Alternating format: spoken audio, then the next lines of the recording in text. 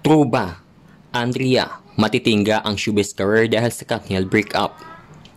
True kaya ang chika na hindi mo nabibigyan ng bagong project ng ABS-CBN si Andrea Brillantes matapos masangkot sa hiwalayan Catherine Bernardo at Daniel Padilla?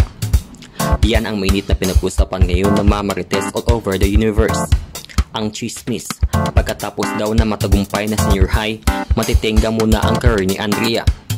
Ang balita kasi, right after ng senior high, ay bibigyan agad ng follow-up project ng ABS-CBN si Andrea. Pero dahil nga siya ang sinisisi sa breakup ng Katniel, mukhang tuturuan raw muna ng leksyon ang dalaga. Sa nakarang episode ng Showbiz Update vlog ng talent manager at content creator na si Uji Diaz, napag-usapan nga ang tungkol sa career ni Andrea.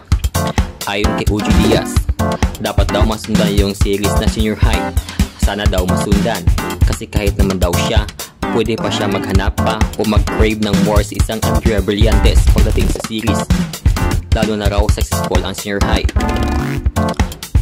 Ngunit naniniwala raw siya na kahit nadamay si Andrea sa controversial na hiwalayan ni Catherine at Daniel na itinuturing na prize position, ay hindi pababayaan basta-basta na network si Andrea.